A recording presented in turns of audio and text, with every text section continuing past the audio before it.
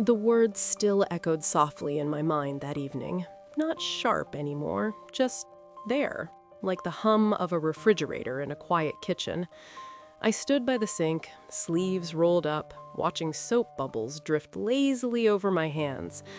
Outside, the sky had turned that gentle shade of gold that only lasts for a few minutes before slipping away. My youngest, Sammy, sat on the floor nearby, pushing a small wooden car back and forth, the wheels clicking faintly against the tiles.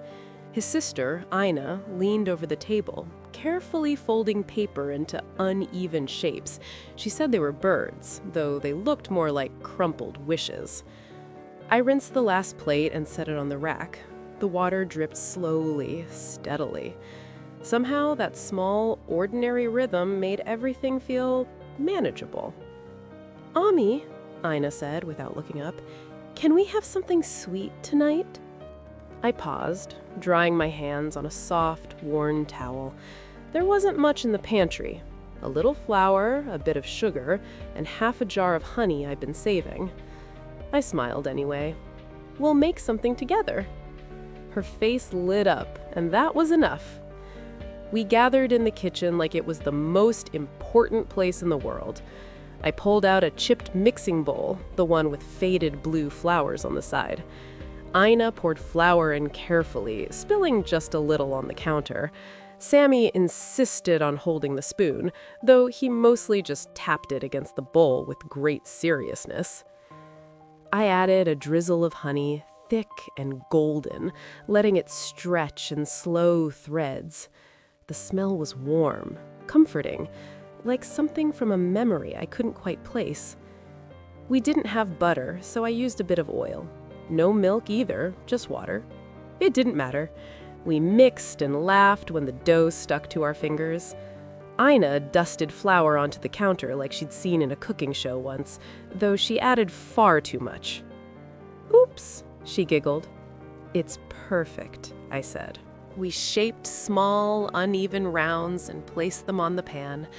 As they cooked, the kitchen filled with a soft, sweet smell. Sammy stood on his toes, trying to peek. "Almost ready," I whispered, as if saying it too loudly might ruin the magic. When they were done, we sat together on the floor with a shared plate. The little honey cakes were warm and slightly crisp at the edges. Not perfect, but good. Really good. Ina closed her eyes as she took a bite. "These are the best." I didn't correct her. Sometimes the best things aren't about how they taste, but who you share them with. Later that night, after the children had fallen asleep, I sat by the window with a small notebook. The air was cool, carrying the faint scent of night jasmine from somewhere nearby.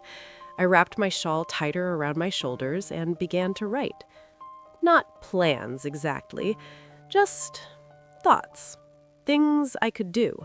Things I knew how to make. Bread, simple meals, maybe sewing repairs for neighbors.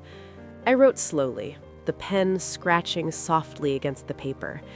Each word felt like a small step forward, even if I didn't know where the path would lead. The next morning came quietly. Sunlight slipped through the curtains, painting soft patterns on the walls. I woke before the children, enjoying the stillness. The house felt different in the morning, lighter, as if it believed in fresh starts more than I did. I boiled water for tea and toasted the last 2 slices of bread. When Ina wandered in, rubbing her eyes, I handed her a cup with a little milk stirred in. "Good morning, my bird maker," I said. She smiled sleepily. "Good morning." After breakfast, we stepped outside.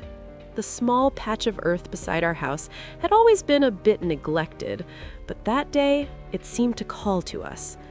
"Let's clean it," I said. Ina clapped her hands, and even Sammy tried to help, though he mostly collected pebbles and proudly presented them to me like treasures. We pulled out weeds, loosened the soil with an old spoon, and watered it with a dented jug. The earth smelled rich and alive, and when I pressed my fingers into it, it felt cool and grounding. "Can we plant something?" Ina asked. I thought for a moment. then nodded. We'll find something. We walked a little further down the lane where wild mint grew along the edges. I showed her how to gently pull a small plant, roots and all. Not too many, I said. Just enough. She nodded seriously, as if entrusted with something important. Back home, we planted the mint in our little patch. Sami patted the soil down with both hands, leaving small prints behind.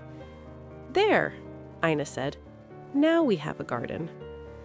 I looked at it, the uneven soil, the tiny green leaves, and felt something settle quietly in my chest. Yes, I said, we do. The day passed in simple, steady moments. I tidied the house, folding clothes that still smelled faintly of sunlight from the last wash. I mended a small tear in Ina's dress, the needle moving in and out with a rhythm that felt almost meditative. In the afternoon, I took out an old piece of fabric and began stitching small patterns along the edge. Flowers, simple ones. My grandmother had taught me years ago. I hadn't done it in a long time. Ina watched, fascinated. Can you teach me? Of course. Her stitches were uneven, wandering off like little adventures, but she was proud of them. We worked side by side, the quiet filled with the soft pull of thread and the occasional whisper of fabric. Sami fell asleep nearby, curled up with his wooden car. As the sun began to dip again, there was a gentle knock at the door. It was our neighbor, an older woman with kind eyes. She held out a small basket. I made too much, she said simply. Inside were a few vegetables and some flatbread, still warm. Thank you, I said, meaning it more deeply than the words could carry. She glanced at the embroidered fabric in my hands. That's beautiful. I hesitated, then smiled. I was thinking maybe I could make some things for people. She nodded slowly. People like things made with care. After she left, I sat for a moment, the basket in my lap, the children close by.